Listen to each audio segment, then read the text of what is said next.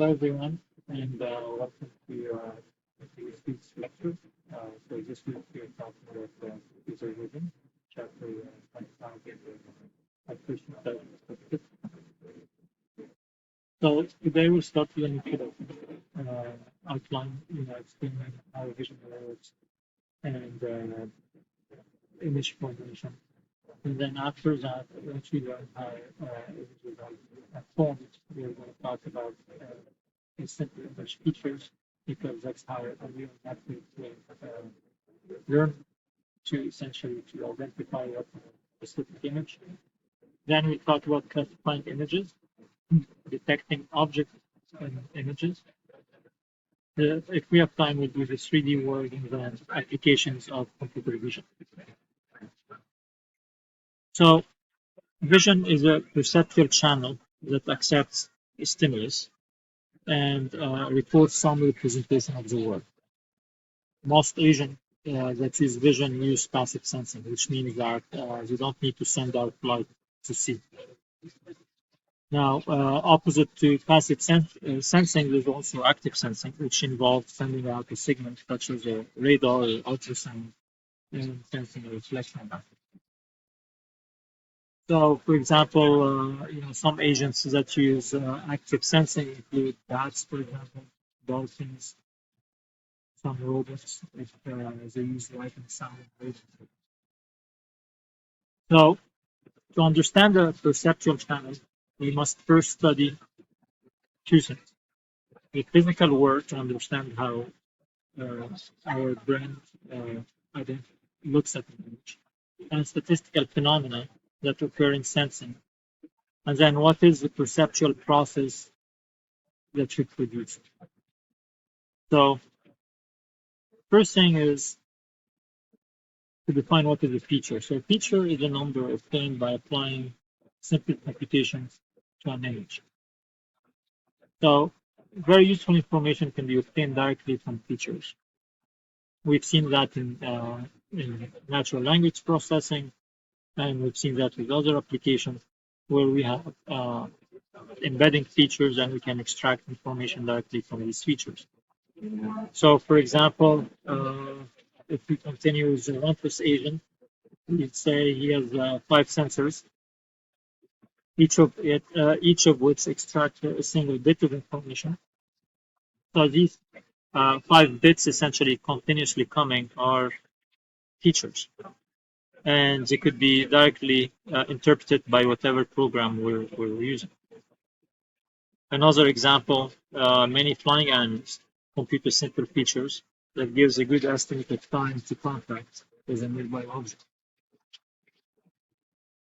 So the process of feature extraction, which is what we will apply later on with convolution neural network, focuses on simple direct computations applied to sensor responses.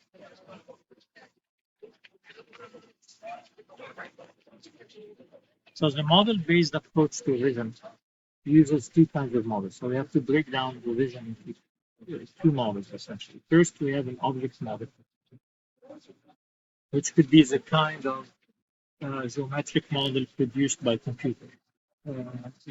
Like if you have a CAD software, for example, computer-aided design, that can prepare a 3D image for us of an object.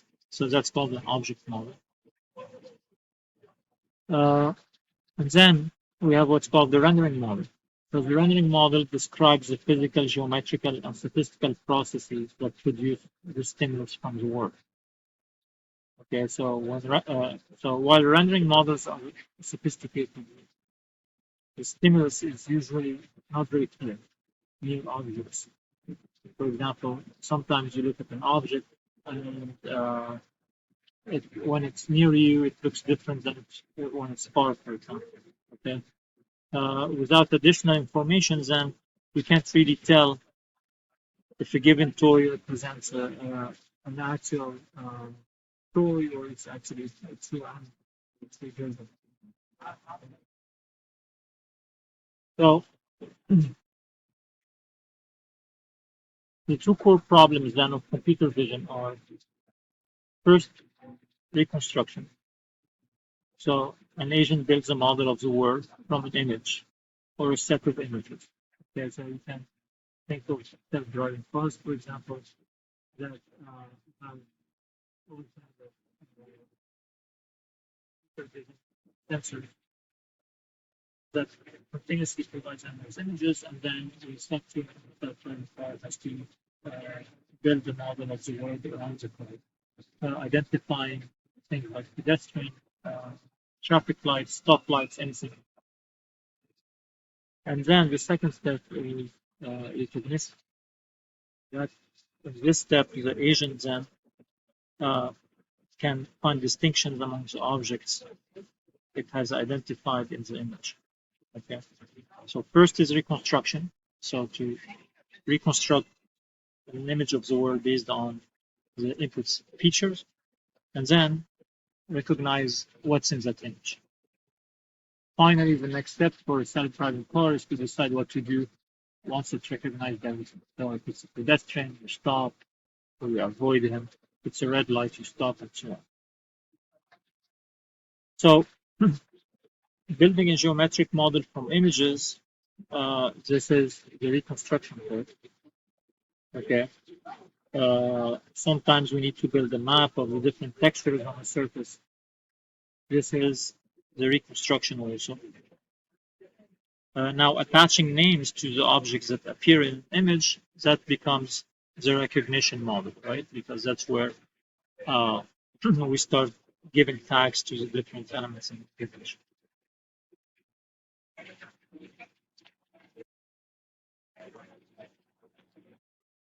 So let's look at image formation.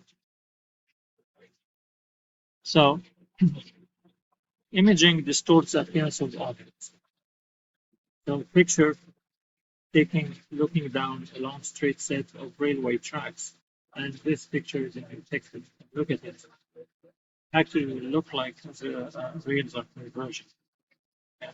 Or, for example, if you try to hold your hand in front of your eye, you might be able to block out the moon with our vision, even though the moon is larger than you. So this effect is called foreshortening. Okay, and models of this effect are essential for building models for object recognition systems. Okay, and will help us in the first model we have to build here. That's about reconstructing the geometry around the agent. Okay, so let's look first at images without points. Okay, the clean hold now. So image sensors gather light scattered from objects in the scene, the two-dimensional image. The eye, these sensors consist of two types of cells. There are about 100 million neurons, which are sensitive to light with a wide range of wavelengths, and 5 million cones are the sensors for color vision. Cameras, the image is formed on an image plane. And in thin cameras, the image plane is coated with silver. And then in digital cameras, the image plane is subdivided into a grid of pixels. Okay, so that gives us the higher accuracy for digital camera. So we refer to the whole image plane as a sensor. Okay, so that's the whole image plane. But each pixel is an individual time sensor, usually charge coupled device, which TCD, or complementary metal oxide semiconductor CMOS. So each photon arriving at the sensor then produces an electrical effect whose wavelength depends on the photon that it hits. The output then of the sensor, in that case, becomes the sum of all of these effects in some time only. The average is over wavelengths, directions from which photons can arrive from as an area of the sensor. So that gives us the final image that we see.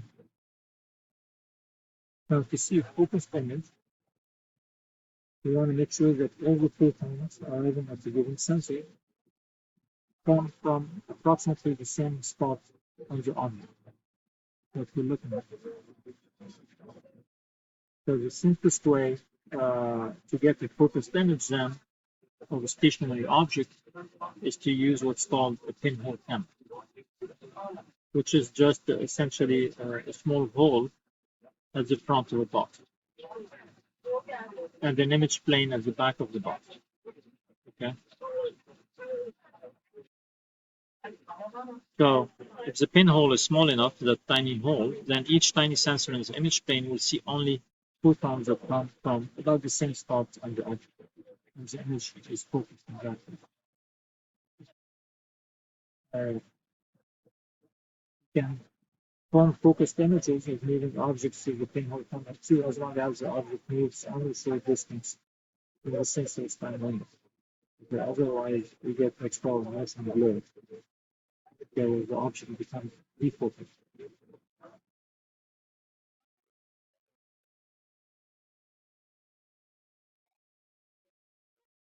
So pinhole cameras are useful to us because they make it easy to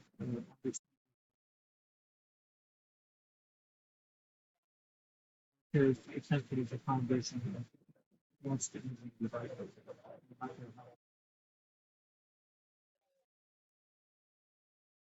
So if you look at this is a graph showing you the pinhole camera. So it's a box with a pinhole, and then as you can see that each light sensitive element at the back of a pinhole camera receives light that passes through the pinhole from small range of directions. And if the pinhole is small enough, then the result is a focused image behind the pinhole. Now you notice that the image that's generated is flipped from the original image. And this process of projection means that large distant objects are the same as smaller nearby objects because of the triangle proportions. Okay, so the point P prime in the image plane could come from a nearby tower at point P or a distant tower from point Q. As you can see, they both will give you the same image on the image plane that pinhole camera.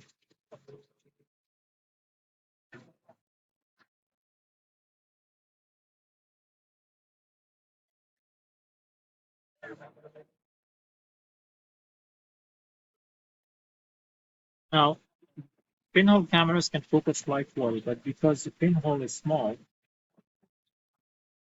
only a little light will get in, and the image will be dark. Over a short period of time, only a few photons will hit each point on the sensor. The signal at each point will be dominated by random fluctuations. So we try to make the hole a little bigger. This will make the image brighter because it will collect more light from more directions. However, the light that will be hitting a given point on the image plane at the back of the box will come from different points, just because the hole is much bigger now. So the image will be defocused. Okay, so we need some way to refocus the image. And that's where the lens system comes in. Okay, so the goal of the lens system is to essentially refocus this image that we obtained by enlarging